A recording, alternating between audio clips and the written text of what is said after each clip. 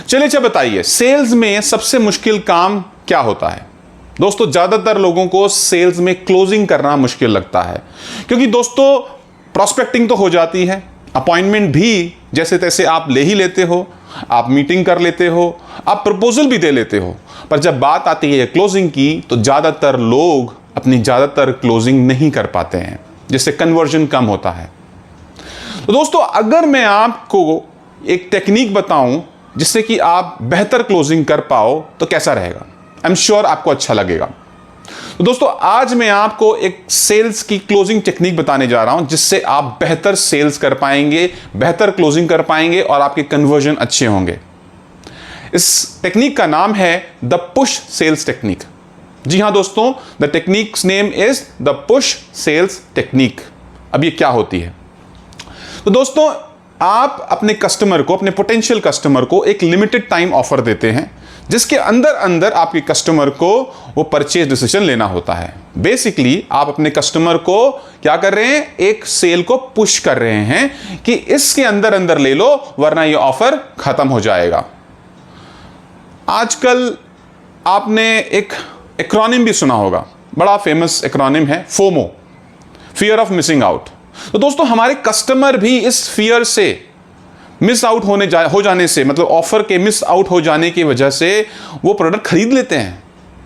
अरे मैं और आप क्या, बड़ी बड़ी कंपनीज, ये e commerce companies Amazon, Flipkart, ये क्या करती हैं सर? ये लोग अमेजॉन प्राइम सेल डे निकालते हैं, फ्लिपकार्ट अपना $1 बिलियन सेल डे निकालता है। क्या करता है ये 2 दिनों में नॉर्मल दिनों के मुकाबले 15 गुना ज्यादा सेल करता है। Can you imagine? 15 times the normal day sales. जब इतनी बड़ी बड़ी कंपनीज ये टेक्निक यूज कर सकती हैं तो आप एक इंडिविजुअल सेल्स रिप्रेजेंटेटिव क्यों नहीं यूज कर सकते? इसे यूज करिए, सेल कन्वर्जन बेहतर करिए, अपनी प्रोडक्टिविटी बढ़ाइए, अपनी परफॉर्मेंस बढ़ाइए। तो दोस्तों मैं आपको इसको कैसे यूज करते हैं ये बताने जा रहा हूं। बेसिकली 2 सिंपल रूल हैं। पहला रूल ये है कि आप अपने कस्टमर के लिए एक लिमिटेड टाइम ऑफर बनाइए, उसे अट्रैक्टिव बनाइए और कस्टमर को ऑफर दीजिए। जैसे कि फॉर एग्जांपल आप उसको एक डिस्काउंट कोड दे सकते हैं, उसको बोल सकते हैं कि 5 दिन के अंदर अंदर अगर आप परचेज डिसीजन लेते हैं तो आप इस डिस्काउंट कूपन को यूज कर सकते हैं।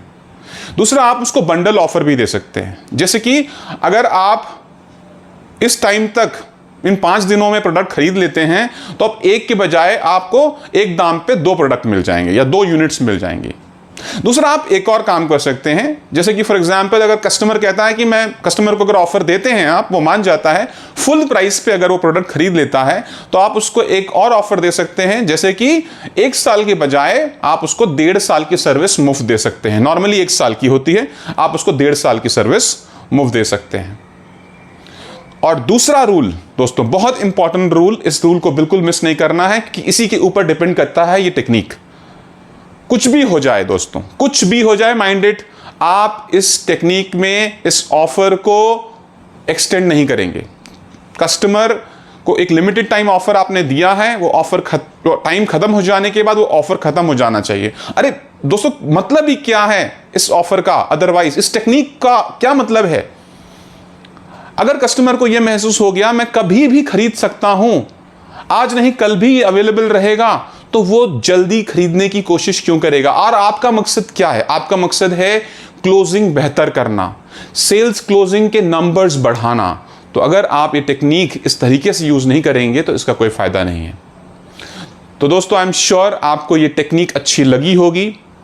अगर आपको अच्छी लगी है तो प्लीज आप मेरी आगे की और वीडियोस देखिए, मैं सेल्स से रिलेटेड और भी बहुत सारी वीडियोस लाने वाला हूं। तो दोस्तों मेरे YouTube channel Ajit Panicker official को सब्सक्राइब कीजिए और मिलते हैं नेक्स्ट टाइम एक और वीडियो में। तब तक के लिए नमस्कार।